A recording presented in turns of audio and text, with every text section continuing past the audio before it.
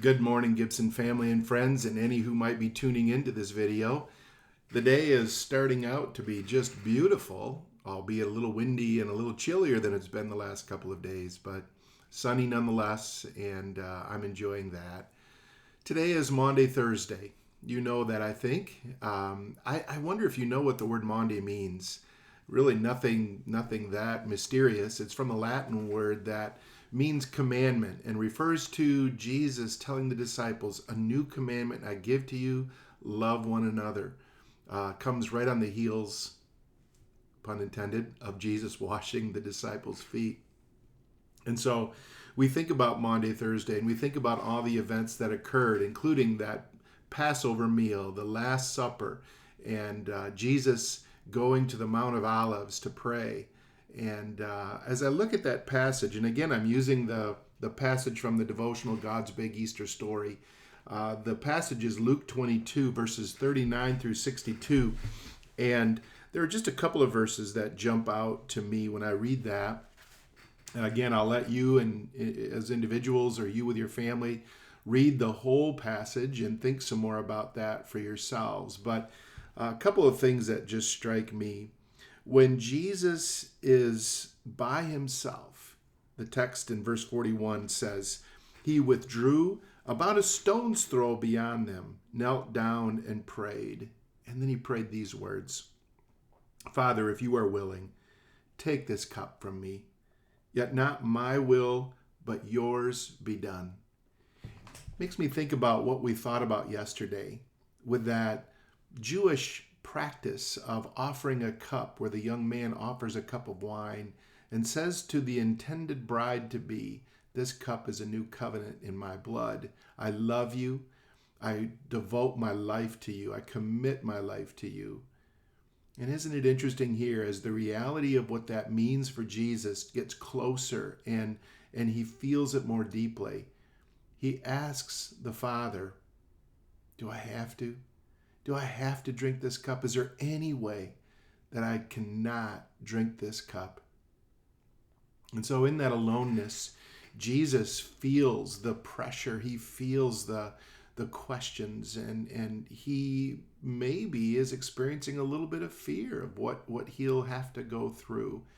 Wouldn't it be very human for him to feel those things? And he was fully human while being fully divine, certainly. I remember when my mom was close to her death, and we were talking, and I asked her, "Mom, are you afraid to die?" And I knew the answer, but she said something very interesting. She said, "I'm not afraid to die. I just don't know that I want to go through the things that I'm going to have to go through to get there." I understand that, and I think that maybe Jesus was feeling a little bit of that too. I'm okay to drink this cup, Father, but I don't know if I want to go through what I have to go through. Is there any way that this can pass from me? But he leaves it up to the Father. He remains in the Father's will. He remains committed. He drinks the cup, and he demonstrates his faithfulness and his commitment to this covenant that he is offering his disciples and that he is offering to us. There are so many other pieces of this story. Jesus' aloneness in the garden and the disciples not being able to stay awake with him, his feeling utterly alone. And that strikes me too in a time that we are in, where it would be fairly easy for any of us to be feeling alone during this quarantine season that we're in. Jesus was there. Jesus knows what it is to be so alone. And then the most striking thing about this story that I can't escape is when Peter has just vowed his undying devotion to Jesus. "I'll never leave you. No way, no way, no way." And yet, when he's around the fire, and there are those who recognize him and start to say, "Aren't you the one? Aren't you one of the followers of this Jesus?" And 3 times, Peter says, with increasing intensity, "I don't know the man." And then when the rooster crows and Jesus and Peter's eyes meet as Jesus is passing by, what must that have been like? And Peter goes out and weeps bitterly. Could be a number of reasons why, but not the least of which, can you imagine? I wonder what the look was in Jesus' eyes. Was it disappointment? Was it, I told you so, Peter? Was it a look of judgment? Whatever it was, and by the way, I kind of doubt it was a look of judgment, a look of disappointment, a look of hurt. But I wonder if there was something of grace in that too, because that marked who Jesus was. He never let one's sins, let one's failures get in the way of his love. And so I think it's fair, and I think it's accurate, and I think it's faithful to believe that when Jesus looked at Peter, there was a mix of things, and I'm sure Peter felt a mix of things. But in it all, I think there was a look of grace. There was a look of forgiveness as well. Now, that's not the end of that story. There's more to it that'll come after Jesus rises again. But what a moment. What a moment for Jesus. And what a moment for Peter, too. But for Jesus again, to be all alone, to be abandoned by his closest friends in his moment of greatest need and greatest danger. Father, may this cup pass from me, but not my will, your will. And Jesus did it. Read the passage. Reflect on it yourself too. Think about who Jesus is and what he's done for us.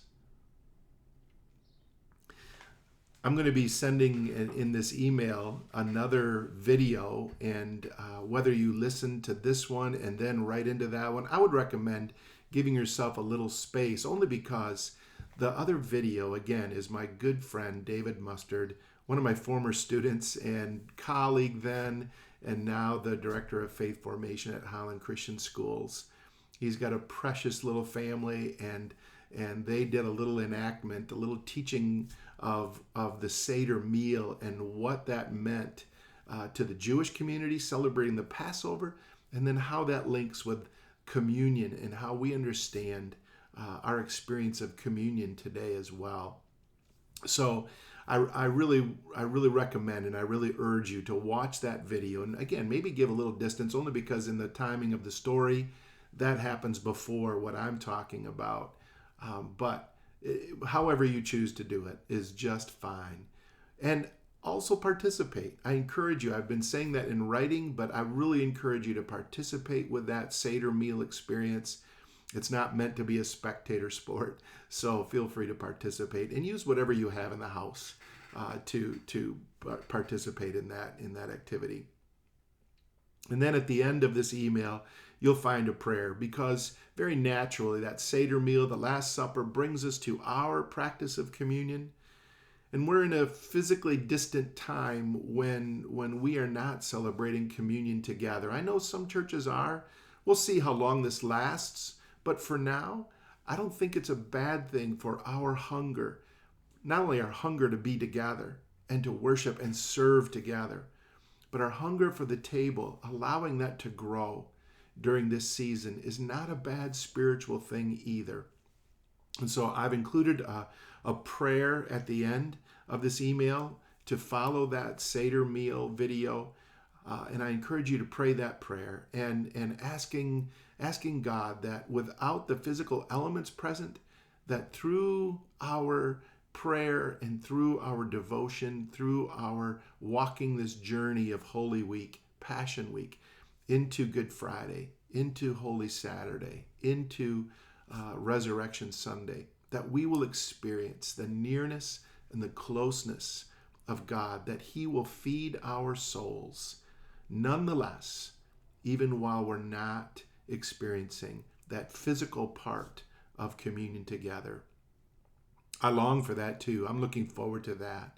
But in the meantime, let's let our hunger and our yearning grow for that element of our experience of God's presence in our lives and in our world and in our worship. Well, friends, again, blessings as you continue to journey this Passion Week with Jesus. And I'll be sending something out again tomorrow with a very special rendition of a Tenebrae service, along with, again, some of my own personal thoughts to accompany that.